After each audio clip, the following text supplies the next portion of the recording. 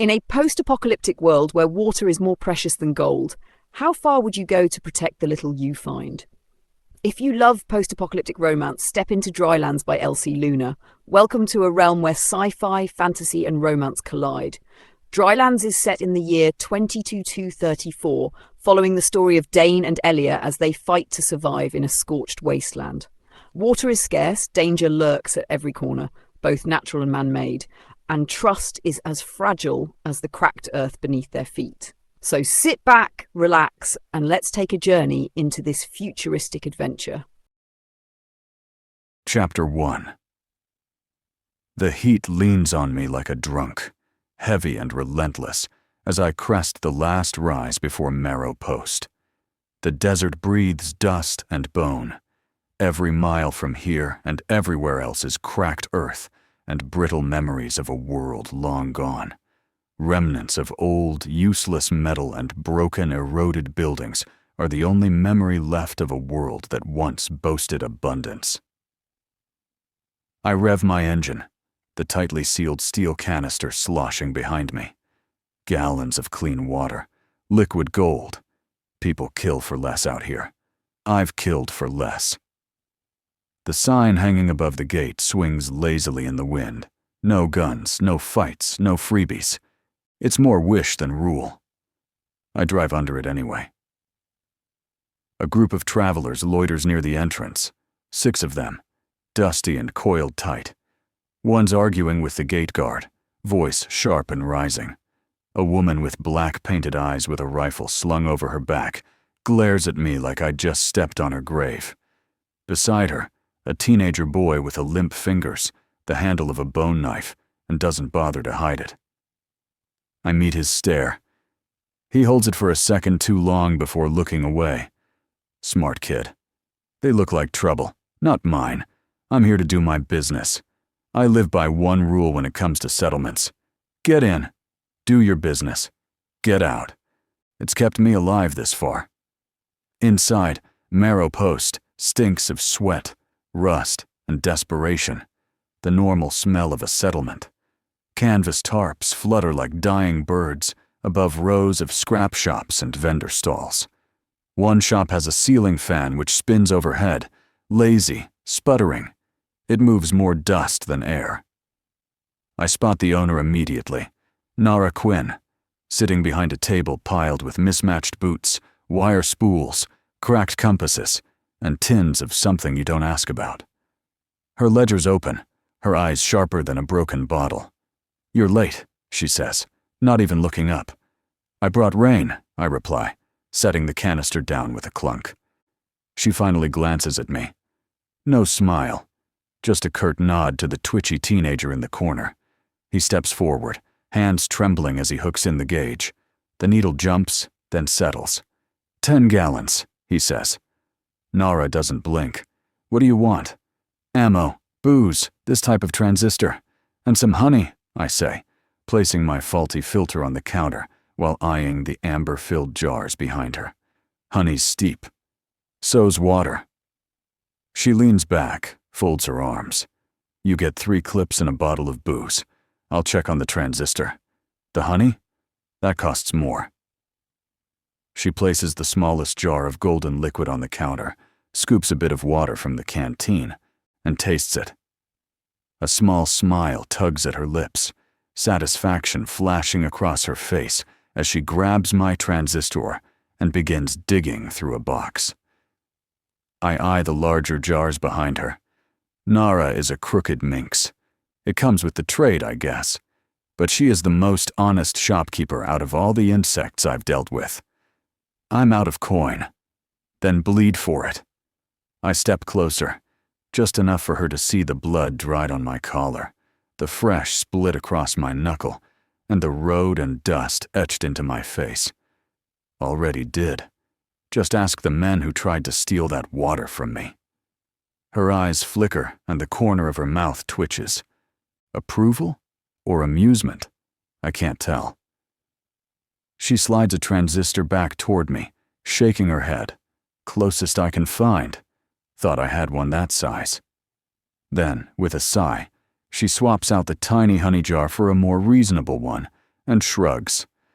I might have it next time you come through. I'm expecting a shipment after tomorrow. Might be worth the wait.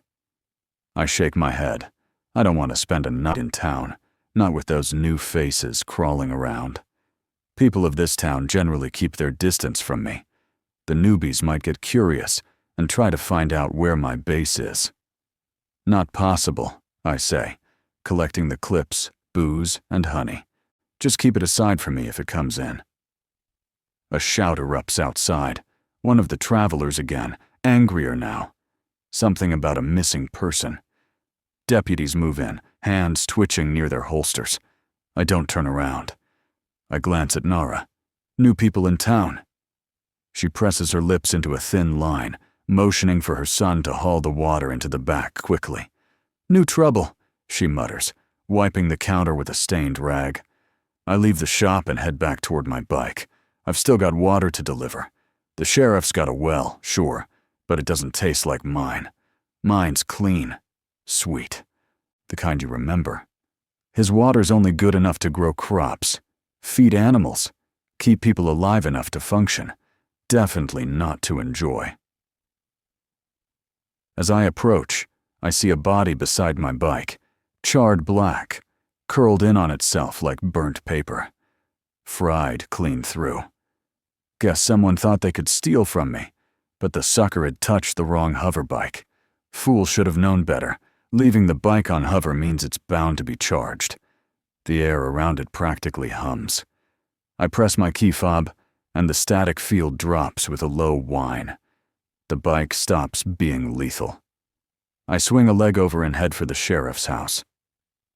I find the man on his pristine porch, settled into a recliner like a king watching over his sunburnt domain. Rifle across his lap, one leg crossed over the other, eyes half-lidded but alert. I nod to a few of his deputies lounging nearby. He motions me in with 2 fingers, slow and easy. After I park the bike, I don't bother flipping the electric shocker back on. Anyone dumb enough to try again deserves to fry. I grab the last 10 gallons of water from the sidecar and haul it over. Dane, he says, not bothering to stand. I was wondering when you'd be in town. Dust storm we had the last 2 days grounded me, I offer, wiping sweat from my brow with the back of my wrist. He grimaces, his eyes flicking toward the greenhouse at the side of the house. The glass panes look clean, but even they've got a layer of grit clinging to them now. Without another word, he disappears into the house and comes back with a clear glass and an old mason jar. If you may, he says, motioning for me to fill it. I pop the seal and pour. He doesn't waste time, fills the little glass, sips, and exhales like a man drinking straight from the Fountain of Eden. I can see it in his eyes. He wants to ask me where I get my water, but he knows better. I'll never tell. How much is in there? He asks, nodding toward the canister between us. 10 gallons, counting what I just poured. He nods, satisfied. 2 pounds of food per gallon, he says, reminding me of our long-standing deal. I jerk my head in agreement, and we walk over to the food shop his wife and daughter run. He carries the jar like it's a holy relic. Mrs. Walter. Miss Walter, I say, doffing my hat politely. They nod in return, eyes lighting up when they see the sheriff cradling the jug. Tommy, the sheriff says to a deputy behind the counter, take the canteen to the kitchen and bring out the empty one. What'll you be getting? Miss Walter asks, already reaching for her ledger. I start picking. Potatoes, carrots, good batch, still firm. Then my eyes land on the cheese. Last time I came through, the cow had just started producing milk. And that cheese, I add, looks ready.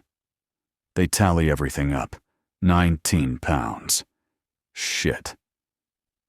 There's a rabbit laid out on the counter, skinned and clean. Doesn't even look toxic. Not that I believe Mrs. Walter would ever peddle tainted meat. She's too pious for that. She sees me hesitating. Go on, she says, voice gentle but sharp. Pick over your amount. You can cover the rest next time. The woman is pious, but never generous. She doesn't fuss around and is strict with the numbers. That's why the sheriff lets her run this fresh produce store. I blink. Didn't expect that. But I don't argue. I add the rabbit, a bottle of oil, and a few eggs. My chickens haven't started laying yet, and my rabbits are still too small to butcher. Comes to 30 pounds even. Next time I'll need to bring 15 gallons instead of 10.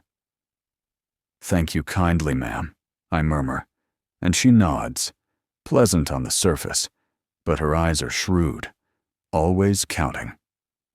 Parcel in hand, I walk with the sheriff back to my bike. I saw your visitors in town, I say. A grimace tightens his face. They arrived yesterday after the dust storm, escorting some expensive working girl from New Vegas to Harcourt. Seems she went missing somewhere in the chaos. Fools can't tell where or when exactly. He shakes his head, jaw tight, said she disappeared mid-storm. If that's true, she's already buried 6 feet deep in sand, if not worse. I nod slowly. So why are they still hanging around?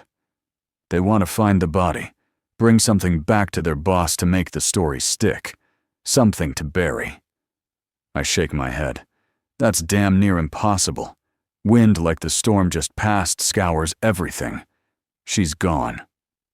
Told them the same, he replies, voice edged now. Gave 'em 3 more days to poke around. After that, they wear out their welcome.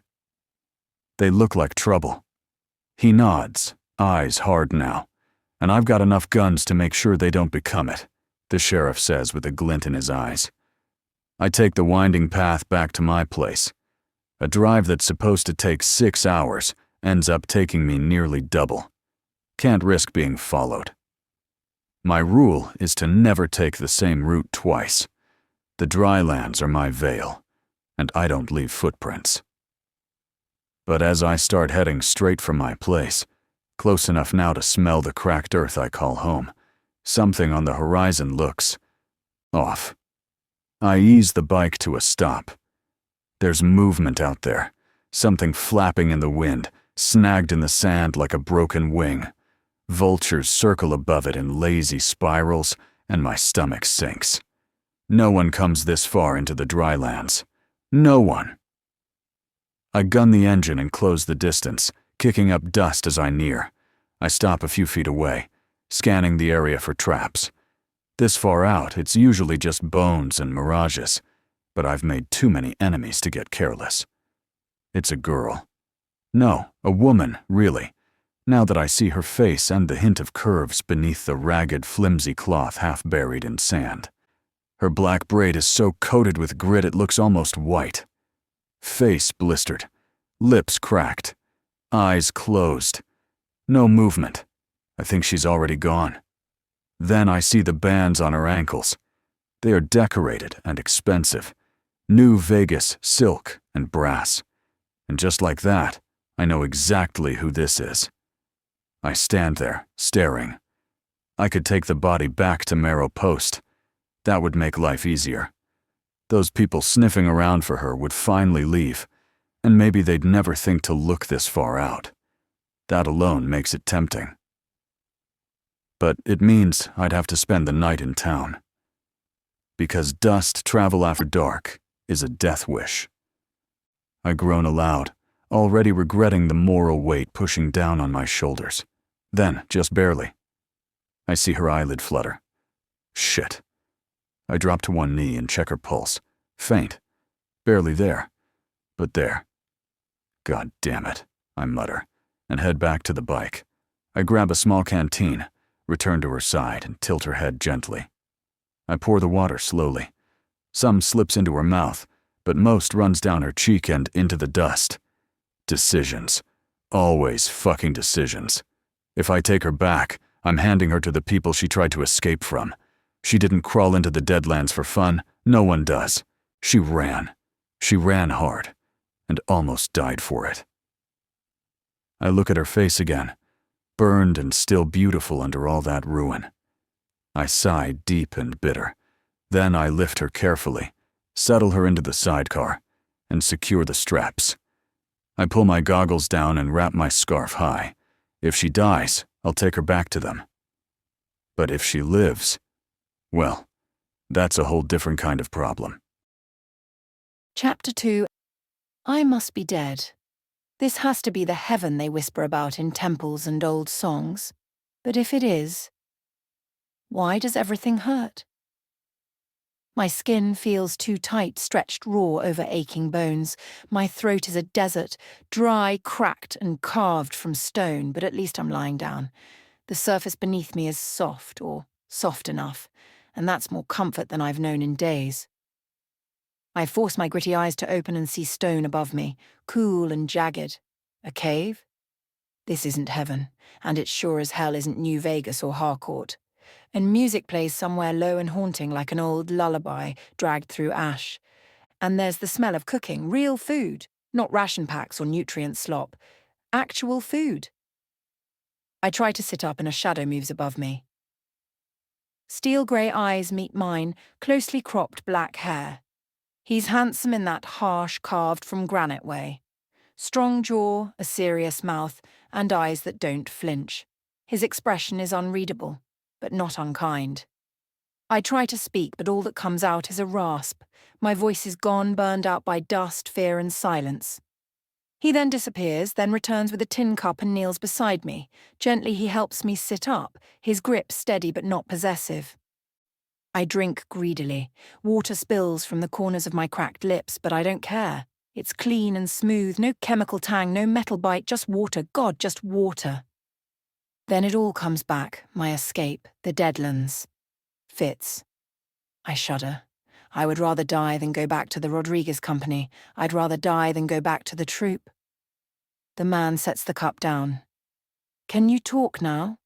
His voice is gravel, low and quiet, like he doesn't need to raise it to be heard. I nod. Thank you.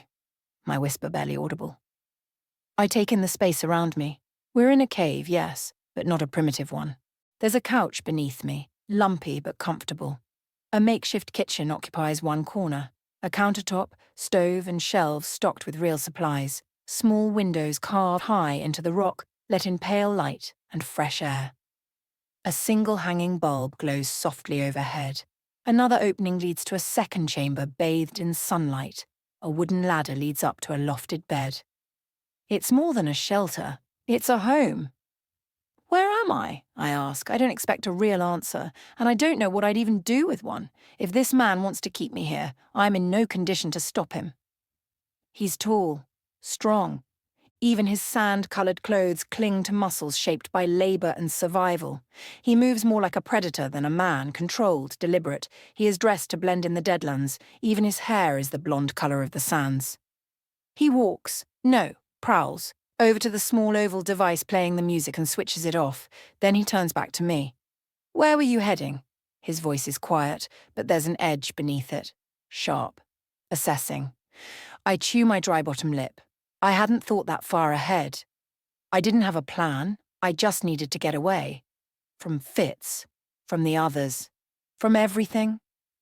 I lost my merchant caravan. I lie weakly. I was trying to reach the nearest post. Maybe they're waiting for me there. He raises a brow. Good thing I found you then. I come from the nearest post. There's a group of handlers from New Vegas looking for a pleasure girl that fits your description. I flinch. I don't know if it's the word pleasure girl that stings, or just the realization that my lie didn't work. I reach for the cup again and sip, slower this time. I'm still surprised how the water tastes different, better, cleaner than anything I have ever had. A part of me wants to cry just from that. I open my mouth to say something else, but then a bell rings. He turns without a word and disappears through a heavy door. I hear the clank of hinges. A few minutes later he returns, face grim. I'll take you to Marrow Post once the dust settles. A storm is brewing outside right now. Another dust storm. I shiver from remembering my ordeal. The last one caught us out in the Deadlands. Spending a night in my caravan as the wind and sand battered the walls was jarring. We lost one escort that night. Out here in the Deadlands, the storms are worse than legend. Some say the sand peels your skin like fruit. Others say it whispers madness into your ears until you walk into the dunes and never come back. Still, the thought of going back to them, to him, makes something inside me twist, then snap. Please don't take me to them, I beg. He straightens, folding his arms across his broad chest. They're not going to stop looking. My eyes almost drift to the braces on my feet. If they could track my signal, they could have already, right? They will, I say quickly, please. I can't go back. I don't explain. I don't tell him that I'd rather rot out here, torn apart by the storm, than be dragged back to Fitz's gilded cage, than be part of the troop's list of pleasure girls. People think the life of a pleasure girl is easy. They see the makeup, the silk, the sweet smiles. They don't see the hunger, the torture, the surgeries, the silence. They don't see how your body isn't yours, not ever. They don't see the fear that one day you'll age out, no longer young enough to be profitable. Then they downgrade you to be a street girl. No protection, no clean water, no food rations, and a slow death from every infection money won't cure. The customers aren't sterilized. There are no screenings, no questions. You take whoever can pay. And you smile. Sure, you can leave. No one stops you. No one needs to because there's nowhere to go. What do you do when the only skill you've ever been allowed to learn is how to fuck? I've seen what happens. I count the years. I have 5 left before I start to fade at 30, the life expectancy of a profitable career as a pleasure girl. I look at the man again, at the way his back is straight, his hands calloused, but there is no cruel glint in his eyes. You become good at spotting who's cruel and who isn't when you are considered nothing more than an object. Please, I say one more time, my voice barely more than a breath, desperation squeezing my throat. I'll do anything. He doesn't turn around, just stands there motionless as the light from the other chamber spills around him. I see his shoulders tighten, just for a moment, then he walks away into the light. When you are strong enough to stand, there is food on the table for you, he says in a low voice from the other room. I guess that's a no. I want to say I slept through the night on the couch, but I didn't.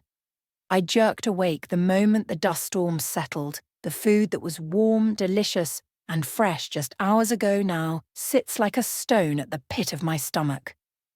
The storm's over now, and he's taking me to the post tomorrow. I could run, but the thought of wandering the dunes again, blind and brittle as a sun-bleached bone, holds no appeal. There's a certain bravery that comes from ignorance. It's that same blind courage that made me flee the caravan. Back then, I didn't know how punishing the Deadlands could be, how merciless. There is no negotiation there, no compromise, just heat that cracks your lips and air that scrapes your lungs raw. But yet, it's still better than going back. Dane hadn't said much after my offer. He'd only pointed to the dented tin jug by the hearth and grunted, "Water." He gave his name like I'd pulled it from him with pliers when I asked. Didn't bother with mine. But I told him anyway. If he's sending me back to hell, he'd better know that I am a person too. He'd left a bowl and cloth beside the jug. I'd managed to scrub the worst of the grime from my skin, though my hair was far from its usual glossy state. It's still better than the dust-caked nest it had been. I'm amazed at the clean water. Where the hell does he get it? There must be a lot, by the way he casually handles it. I can feel the tightness and sensitivity of my skin from the sunburn. I'm glad to admit, however, that it is not as bad as it would have been. Madam had given me a bottle of sunscreen that I should slather on me throughout the journey. Fitz had paid for a pale-skinned, dark-haired beauty, and she intended for him to get her. I try to look at the little of the outside visible sky through the small high windows. How many hours until dawn? How many until he drags me to the post? My gaze drifts to the loft. Soft snores drifted down, the kind only the dead tired or the guiltless make. I move before I could rethink it, the same recklessness that sent me sprinting into the desert in silk slippers.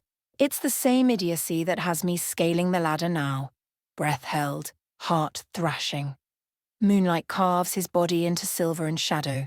Shirtless, muscles coiled even in sleep. I crawl closer, the wood grit biting my knees. My palm skims his chest. He doesn't stir. There.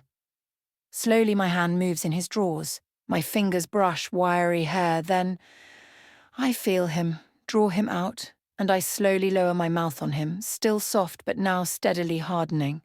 My nipples pebble and my dress, which is unrecoverable, lies in a pile on the floor. 1 second stillness and my mouth gliding tip to root on him, a nice salty taste. The next, his hand fisting my hair, yanking me back. The hell! But not completely back, just far enough that I can still touch him with my tongue if I stretch it out. Sir, I gasp, lips swollen, his shaft glistening in the low light. For a heartbeat, rage burns in his eyes, confused. Then he collapses back, the grip on my hair loosens, and he moves his arms behind his head, jaw tight, looking at the stone ceiling. I don't wait for permission. His still hard cock and relaxed body are invitation enough, and I get to work as I straddle him. I sink slowly on his thick member, closing my eyes in pleasure, and then begin to move my hips. The loft is quickly filled with wet, sloppy sounds, his stifled groan, my moans, and the shuffle of bedding. When his hips buck, I press down, relentless. He curses, thighs trembling, and I know what's coming next. Gonna finish, he grits out, voice frayed, his hands now digging into my hips as he stiffens. Whoa, I take him deeper, take everything until he relaxes once more, his climax past, his breath deep, eyes closed. He says nothing to me, and I wonder if I overplayed this because I'm left with an uncertain future and my sex is throbbing, needing to be satisfied. I don't go back to the couch. I stay next to him, close enough to feel the heat rolling off his skin. I already know he'll want me in the morning. And I'm right. His hands roam over me like he's been starving, rough, greedy, setting me alight before he even enters me. He slides in slow, unhurried. It's not rushed. It's lazy, indulgent, the kind of sex that makes the world blur at the edges. It doesn't take long before I stiffen beneath him. My body ripples with pleasure. He follows seconds after, groaning low, his breath hot against my collarbone. Then he pulls back and sits up, studying me. The lines in his face soften. He looks younger. I can't pinpoint his exact age, but he's about 25, not past his mid-30s. You're on birth control, right? His voice is tight, like he regrets asking, but also like he'd regret not asking more. I almost laugh, but I don't. I just nod, pressing my fingers against the small bump under my skin on my hip. His gaze drops there, then he nods once, sharp, relieved. He stands, all long limbs and defined muscle, and walks toward the kitchen. He's fully naked now. He must have fully taken off his drawers sometime in the night. His cock swings heavy between his thighs as he moves, and I can't help but watch him. He switches on the stove, disappears into the back room, the one I haven't dared to open, and returns with a small packet, then empties a container of water in a dented pot. He sets it down on the stove, then digs into a nearby trunk. Clothes rustle as he searches, then he tosses a few onto the couch. Nothing fancy, functional, worn but clean. He then throws them on. He then pulls out a shirt and leggings next, and finally looks at me. I'll prep the shower, you can wear these. There's a twist in my gut. It's pure fear. Is he getting me ready? To take me to the post? I climb down the ladder slowly, fingers brushing the clothes. No silk, just soft synthetic fabric. Practical, real. Are you taking me to Marrow Post? I ask, my voice is small, wary. He doesn't answer, just jerks his head for me to follow. The next room stuns me. Light floods in from the glass ceiling, and the air, wet, green, alive. Plants spill from crates and soil beds, climbing up poles and stretching toward the sun. I smell mint, tomatoes, damp earth. This is amazing, I breathe. His eyes soften, his shoulders drop just a little. Then he nods toward another door, one I hadn't seen before. A cracked. We step into stone and shadow. There's a pipe with a strange attachment at the end, running along the wall, and a rope hanging beside it. He pulls it. Water bursts from the pipe, falling steady, gathering into a small drain in the corner floor. My jaw drops. I can't stop staring. So much water just pouring out like it costs nothing. He hands me a bar of soap, rough, gritty, minty, and a clean cloth. "Wash up," he says. And then he leaves me, alone in a stone room where water rains from the wall and nothing makes sense anymore. I step under the water like it's a sin. It rushes over me, cool and unrelenting, sliding down my back, my legs, soaking my hair until it clings to my skin. I tilt my head back and close my eyes, letting it hit my face. It feels like forgiveness. The grime lifts from my body in thin rivers of brown, pooling near the drain before disappearing. I scrub with the soap he gave me. It's rough stuff and scratches at first, then lathers with sharp, minty heat. I wash my arms, my legs, the curve of my belly. The sunburn marks my skin like a roadmap of mistakes. My thighs ache faintly. A reminder of him. A reminder I liked it. My thoughts drift back to the post, to Madam's people searching for me so that they can deliver me to Fitz. I remember everything. The velvet robes, perfume that cost more than a labourer's year's wage, men who paid extra just to say they'd touched me. I was a pet, kept in uncertain luxury and comfort, a thin veneer of helplessness, a carefully curated image of luxury that doesn't exist. The real situation is far from what everyone thinks. Now here I am, naked in a stranger's stone room, scrubbing myself with sandpaper soap and wondering if I've traded one cage for another. But this one smells like tomatoes and mint. And his hands didn't hurt me. Maybe he is not going to turn me in. I press my palm against the cool stone wall, water dripping from my fingertips. Maybe he's planning to turn me in. Maybe he's just being kind before the knife twists. But part of me, some ruined, restless part, wants to believe this man with the tight jaw and slow hands might not. I rinse off and wring out my hair, watching the water swirl at my feet, enough light pouring in from the glass roof above. When I step out, I wrap myself in the cloth he gave me. It's coarse but warm, and it smells faintly of whatever detergent he uses, something clean. The cave sounds quiet and safe. I know better than to believe in safety. Not out here, not for girls like me. Still, I dry off and reach for the clothes on the couch. He is busy preparing breakfast, and I put on the clothes. One leg at a time, one breath at a time. Just in case. "Are you taking me to the post?" I ask again, because I need to know before I become comfortable.